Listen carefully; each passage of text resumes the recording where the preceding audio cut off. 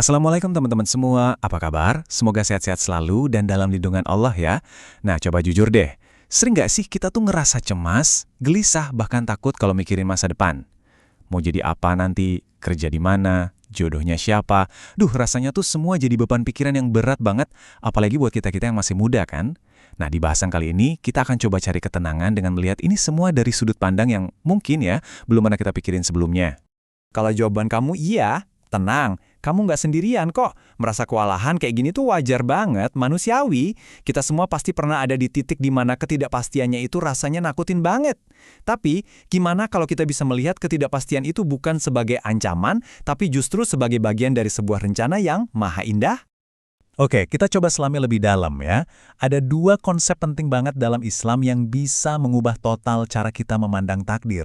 Dan ini tujuannya bukan buat bikin kita bingung loh, tapi justru untuk ngasih kita kerangka berpikir yang menenangkan. Yuk kita kenalan sama Al-Kalam, sang pena ilahi, dan Lauhul Mahfuz, lauh yang terpelihara. Oke, coba bayangin ya.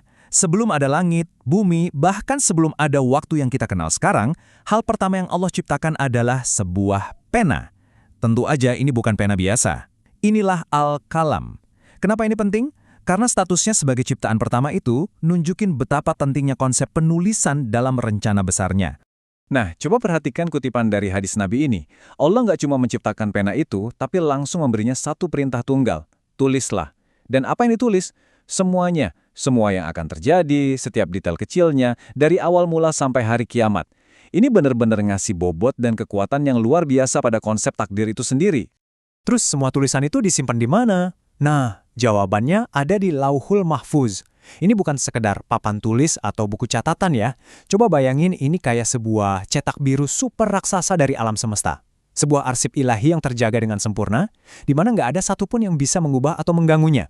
Ya, semuanya sudah tercatat rapi di sana.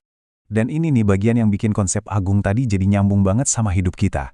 Momen kamu lagi nonton tayangan ini, rezeki yang kamu dapat hari ini, kesulitan yang mungkin kamu hadapi besok, bahkan ya sampai dengan siapa kamu akan menikah nanti, itu semua adalah bagian dari skenario yang udah tertulis dengan sangat rapi di Lauhul Mahfuz. Oke, sekarang pasti muncul pertanyaan besar di kepala kita. Kalau semuanya udah ditulis, kenapa kita nggak dikasih tahu aja sih isinya? Nah, di bagian ini kita akan lihat gimana kerahasiaan ini sebenarnya adalah sebuah bentuk rahmat dan kasih sayang Allah yang luar biasa. Pertanyaan ini valid banget, logis kan? Bukannya hidup bakal lebih gampang kalau kita punya peta lengkapnya? Kalau kita tahu kapan kita bakal sukses? Atau kapan kita harus waspada? Tapi, coba deh kita pikirin lagi lebih dalam. Apa benar hidup bakal lebih mudah? Analogi ini ngena banget. Coba bayangin deh, seandainya kamu tahu persis tanggal kematianmu. Hidup nggak akan lagi terasa kayak anugerah, tapi lebih kayak kontrak sewa yang ada tanggal kedaluarsanya. Setiap hari kamu cuma bakal ngitung mundur. Sisa 9 tahun, sisa 8 tahun. Rasa cemasnya pasti nggak karuan. Allah menyembunyikannya sebagai rahmat, supaya kita bisa benar-benar hidup, bukan cuma nunggu ajal. Jadi poin krusialnya itu di sini.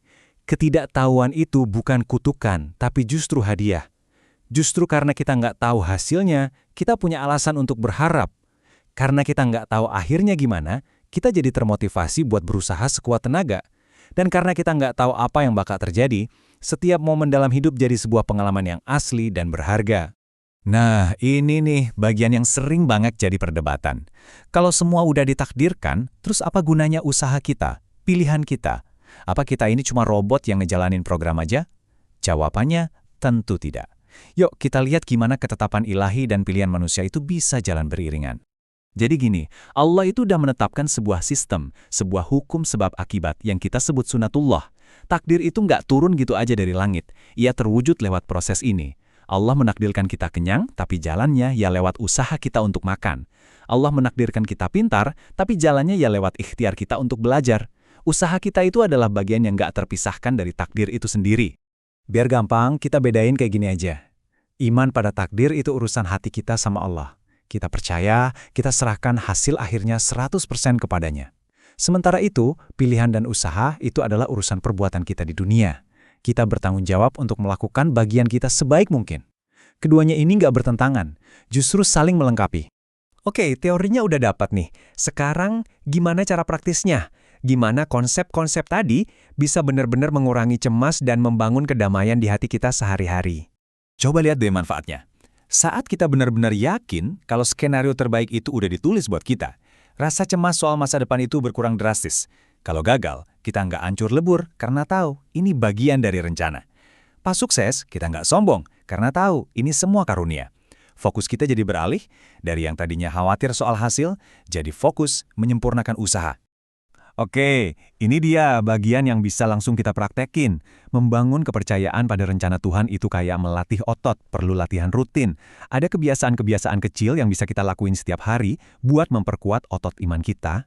Coba deh rutinitas simpel ini. Awali hari dengan doa, pasrahkan semua urusanmu sama Dia. Terus, fokus kerjain apa yang ada di depan mata dengan semaksimal mungkin. Di ujung hari, syukuri apapun yang kamu dapat. Dan sebelum tidur, ingatin diri sendiri, aku udah berusaha, sisanya biar Allah yang urus. Ini cara aktif buat melepaskan beban yang nggak perlu kita pikul.